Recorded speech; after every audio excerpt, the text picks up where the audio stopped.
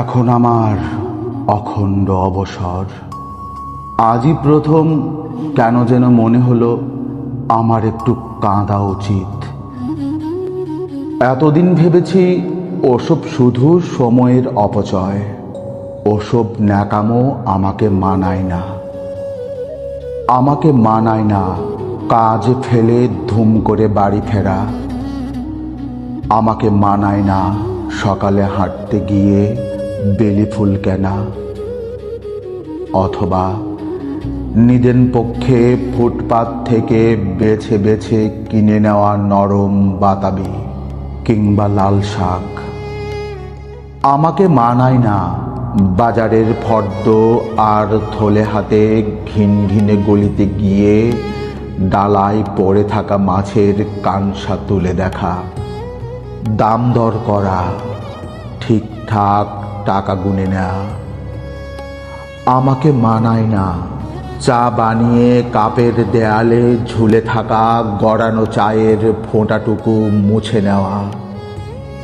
আমাকে মানায় না বিকেলের চায়ে।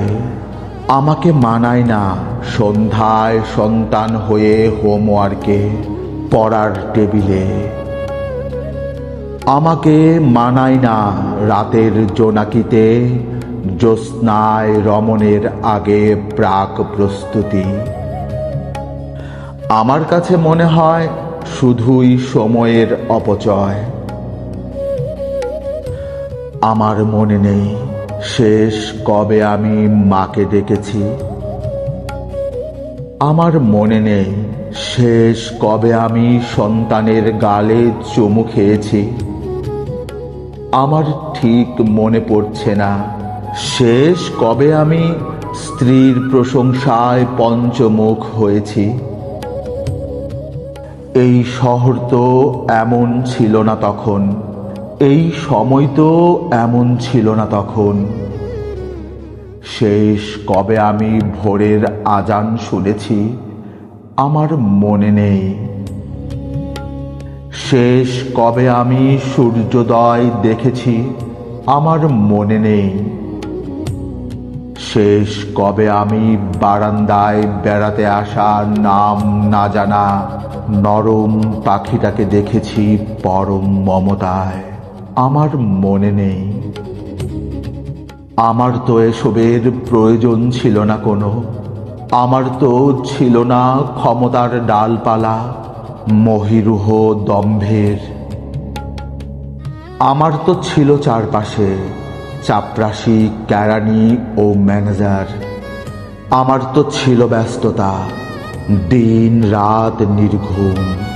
সপ্তাহে মাথা ও মাথায় আমাকে যেতে হতো কোনো ভিন দেশে, অথবা চীন দেশে ঘুমানোর কাজে। অথচ কি আশ্চর্য, এখন প্রতিদিন আমার ঘুম ভাঙে ভোরের আজানে। প্রতিদিন আমি এই নিঃসঙ্গ বারান্দায় বসে দেখি সূর্যোদয়। প্রতিদিন একটা পাখি এসে খেলা করে পায়ের কাছে নির্দ্বিধায়। প্রতিদিন আমি মাকে ডাকি চিৎকার করে, সন্তানকে ডাকি, রমণের সেই রমণীকে ডাকি প্রাণপণ। অথচ কি আশ্চর্য, একদিন শুধু আমাকেই চাইতো যারা, আমার সেই চাপরাশি, ম্যানেজার, কেরানিরা, আমার সেই নেশায় বুঁদ হয়ে পড়ে থাকা বন্ধুরা, রাতের রমণীরা, আমার সন্তান। আমাকে তাদের ভয়। আমার খাবার রেখে যাওয়া হয় দরজার বাইরের টুলে। আহারে, আজই প্রথম ভরা পূর্ণিমায় এই নিঃসঙ্গ বারান্দায় কেন যেন মনে হলো আমার একটু কাঁদা উচিত। ঘিনঘিনে সেই বাজারের মাছ কানসা না তুলেই গিয়ে নিয়ে আসি বাসি পচা। তারপর ঘরে ফিরে খানিক বকাঝকা শুনি তার। যাকে এতদিন শুধু রমণ আর সন্তান উৎপাদনের প্রয়োজন ছাড়া অন্য কিছু আমি ভাবতেই পারিনি কোনোদিন। অদৃশ্য এই ভয়ের ভাইরাস থেকে যদি বেঁচে যাই, ফুটপাতের সেই লাল শাক কিনব আমি প্রতিদিন, দেখে শুনে সস্তায়।